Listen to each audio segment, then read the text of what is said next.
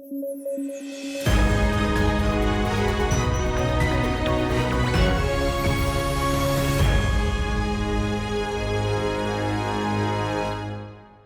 News 89 में आपका स्वागत है। मैं हूं विरत दुबे। चलिए जल्दी से नजर डालते हैं आज की हेडलाइंस पर।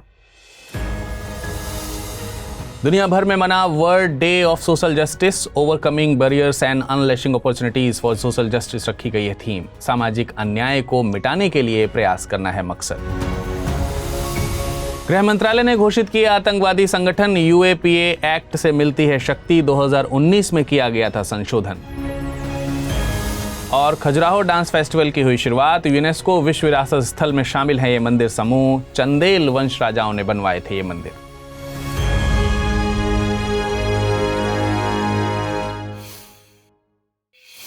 चलिए खबरों में बढ़ते हैं आगे, लेकिन अगर आप इस बुलेटिन को पीडीएफ फॉर्म में पढ़ना चाहते हैं तो अमृत उपाध्याय 007 इस टेलीग्राम से डाउनलोड कर आसानी से पढ़ सकते हैं। साथ ही एक और महत्वपूर्ण सूचना, स्टडी IQ IAS हिंदी ने लाइव फाउंडेशन बैच की शुरुआत कर दी है और शाम 6 बजे से लगातार ये बैच सफलतापूर्वक चल रहा है। इस बैच में एडमिशन लेने की अंतिम तिथि 23 फरवरी 2023 रखी गई है। अधिक जानकारी के लिए आप डिस्क्रिप्शन बॉक्स में दिए गए लिंक पर क्लिक करके पूरे बैच की डिटेल जान सकते हैं। चलिए अब करते हैं खबरों की शुरुआत। 20 फरवरी को दुनिया भर में world day of social justice मनाया जाता है। साल 2007 में यूएन जनरल असेंबली ने 20 फरवरी को world day of social justice को मनाने का रेजोल्यूशन पास किया था। इस साल की theme overcoming barriers and unleashing opportunities for social justice रखी गई है। इस दिन को मनाने का मकसद दुनिया से सामाजिक अन्याय को मिटाने के लिए प्रयास करने से है। आपको बता दें कि भारतीय संविधान की प्रस्तावना में सामाजिक, आर्थिक और राजनीतिक न्याय की बात कही गई है। सामाजिक न्याय से मतलब एक ऐसे न्यायपूर्ण समाज से है जिसमें सामाजिक विषमताएं कम से कम हो, समाज में फैली तमाम भेदभाव वाली नीतियों को मिटाते हुए एक समानता वाले समाज की अवधारणा के मूल में सामाजिक न्याय ही काम करता है। सामाजिक न्याय वांछित वर्गों की स्थिति में सुधार के लिए एक टूल की तरह काम करता है। सामाजिक न्याय के मसले पर भारतीय संविधान के अनुच्छेद 38 को भी जानना जरूरी है। भारतीय संविधान के अनुच्छेद 38(1) के मुताबिक राज्य सामाजिक, आर्थिक और राजनीतिक न्याय को सुनिश्चित करते हुए लोगों के कल्याण को बढ़ावा देने का प्रयास करेगा। वहीं अनुच्छेद 38 भाग 2 के मुताबिक आय, स्थिति, सुविधाओं तथा अवसरों में समानताओं को कम करने का प्रयास करेगा। इस प्रावधान को 44वें संविधान संशोधन अधिनियम द्वारा जोड़ा गया था। भारत की आतंकवाद के प्रति जीरो टॉलरेंस की नीति को आगे बढ़ाते हुए गृह मंत्रालय ने 2 संगठन और 1 व्यक्ति को आतंकवादी संगठन और आतंकवादी घोषित किया है। केंद्र सरकार की यह शक्ति यूएपीए यानी अनलॉफुल एक्टिविटीज प्रिवेंशन एक्ट 1967 से मिलती है। अनलॉफुल एक्टिविटीज प्रिवेंशन एक्ट 1967 को अगस्त 2019 में संशोधित किया गया था। इस संशोधन से पहले तक केवल किसी संगठन को ही आतंकवादी घोषित किया जा सकता था। गृह मंत्रालय ने खालिस्तान टाइगर फोर्स और जम्मू एंड कश्मीर गजनवी फोर्स को आतंकवादी संगठन घोषित किया है। इसके अलावा हरविंदर सिंह संधू को आतंकवादी घोषित किया गया है।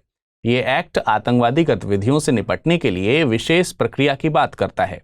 इस अधिनियम में 4 अनुसूचियां हैं। पहली अनुसूची में प्रतिबंधित आतंकवादी संगठनों का जिक्र है। दूसरी अनुसूची में उन संधियों का जिक्र किया गया है जिसके उल्लंघन पर संगठन या व्यक्ति को आतंकवादी घोषित किया जा सकता है। तीसरी अनुसूची में नकली करेंसी से संबंध दिखाया गया है। वहीं चौथी अनुसूची में उन व्यक्तियों का जिक्र है जिसमें आतंकवादी घोषित किया गया है। एक्ट में अनलॉफुल एक्टिविटीज प्रिवेंशन ट्रिब्यूनल के गठन की शक्ति भी सरकार को ही दी गई है। आपको बता दें कि आतंकवाद सामान्य अपराधों से अलग होता है। सामान्य अपराधों की वजह में अपराधी की जरूरत, बदला या कोई लालच काम कर रहा होता है। इसमें सरकार को ब्लैकमेल करने के लिए आम जनमानस को नुकसान नहीं पहुंचाया जाता। इसके विपरीत आतंकवाद में ऐसा कोई मोटिव नहीं होता। आमतौर पर राजनीतिक मकसदों को पूरा करने के लिए सरकारों से अपनी शर्तें मनवाने के मकसद से आतंकवाद को एक हथियार के तौर पर प्रयोग किया जाता है।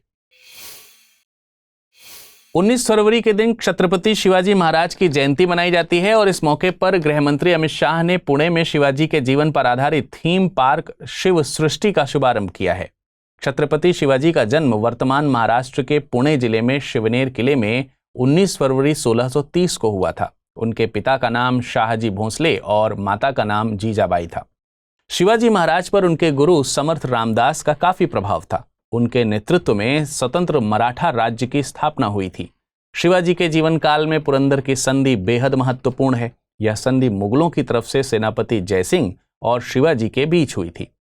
उनका राज्याभिषेक काशी के प्रसिद्ध विद्वान गंगा भट्ट द्वारा रायगढ़ के किले में 1674 में करवाया गया था। शिवाजी ने छत्रपति की उपाधि धारण की थी। साल 2024 में छत्रपति शिवाजी महाराज के तिलक के 350 साल पूरे हो रहे हैं।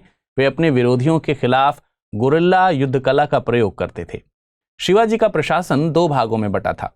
एक भाग में जो सीधे मराठों के अधीन था उसे स्वराज कहते थे। वहीं दूसरा वह क्षेत्र जो मुगलों के अधीन था, लेकिन वहां चौथ की वसूली की जाती थी। मराठा प्रशासन में मंत्रिपरिषद को अष्टप्रधान के नाम से जाना जाता था। एक लंबी तटरेखा के मालिकाने हक के बाद शिवाजी ने नौसेना बनाने पर ध्यान दिया। उन्हें समझ आया कि एक मजबूत नौसेना ही समुद्र पर नियंत्रण दिला सकती है। शिवाजी की मृत्यु के बाद मराठा साम्राज्य में प्रभावी शक्ति चित्पावन ब्राह्मणों के एक परिवार के हाथ में रही। वे शिवाजी के उत्तराधिकारियों के शासनकाल में पेशवा यानी प्रधानमंत्री के रूप में अपनी सेवाएं देते रहे। 49वें खजुराहो डांस फेस्टिवल की आज यानी 20 फरवरी से शुरुआत हो रही है। ये कार्यक्रम 26 फरवरी को समाप्त होगा। इसका शुभारंभ मध्य प्रदेश के राज्यपाल मंगू भाई पटेल के द्वारा किया जाएगा। कार्यक्रम का आयोजन उस्ताद Alauddin Khan music and arts academy tourism department ASI, world dance alliance और छतरपुर प्रशासन के द्वारा किया जाता है। खजुराहो मध्य प्रदेश के छतरपुर जिले में स्थित है। ये अपने मंदिर समूहों के लिए प्रसिद्ध है। इन मंदिरों को चंदेल वंशी राजाओं के द्वारा बनवाया गया था। मंदिरों को नागर शैली में बनवाया गया था। खजुराहो के मंदिरों में कामुकता का भाव बेहद सामान्य है। पश्चिमी समूह के मंदिर शिव सागर झील के तट पर स्थित हैं। ये मंदिर शैव और वैष्णव पंथ को समर्पित हैं। इनमें 64 योगिनी मंदिर, कंदरिया महादेव मंदिर, देवी जगदम्बा मंदिर, चित्रगुप्त या भरत जी का मंदिर, विश्वनाथ मंदिर, लक्ष्मण मंदिर प्रमुख हैं। लक्ष्मण मंदिर को चतुर्भुज मंदिर के नाम से भी जाना जाता है। पूर्वी समूह के मंदिर में जैन और हिंदू मंदिर शामिल हैं। इनमें ब्रह्मा मंदिर, वामन मंदिर, घंटाई मंदिर और पार्श्वनाथ मंदिर प्रमुख हैं। दक्षिणी समूह में दुलादेव और जटाकारी मंदिर प्रमुख हैं। खजुराहो के मंदिर समूहों को यूनेस्को की विश्व विरासत सूची में साल 1986 में शामिल किया गया था। आइए अब नजर डालते हैं आज के बुलेटिन पर आधारित प्रश्नों पर। पहला प्रश्न है, खजुराहो के मंदिरों के संबंध में निम्नलिखित कथनों पर विचार कीजिए। इन्हें चंदेल वंशीय राजाओं के द्वारा बनवाया गया था। ये यूनेस्को विश्व विरासत स्थलों में शामिल हैं। इनमें हिंदू, जैन और बौद्ध मंदिर आते हैं। कूट के जरिए सही कथन का चुनाव कीजिए। केवल 1 और 2, केवल 1 और 3, केवल 2 और 3 या फिर 1, 2 और 3। अगला प्रश्न है, निम्नलिखित कथनों पर विचार कीजिए। मराठा प्रशासन में मंत्रिपरिषद को अष्टदिग्गज के नाम से जाना जाता था। विजयनगर साम्राज्य में मंत्रिपरिषद को अष्टप्रधान के नाम से जाना जाता था। उपयुक्त में से सही कथन या कथनों का चुनाव कीजिए। केवल 1, केवल 2, 1 और 2 दोनों, ना तो 1 ना ही 2। आइए अब बात करते हैं पिछले बुलेटिन पर आधारित प्रश्नों की और जानते हैं उनके सही उत्तर। पहला प्रश्न था, निम्नलिखित कथनों पर विचार कीजिए। वर्ल्ड सस्टेनेबल डेवलपमेंट समिति का आयोजन यूनाइटेड नेशंस के द्वारा किया जाता है।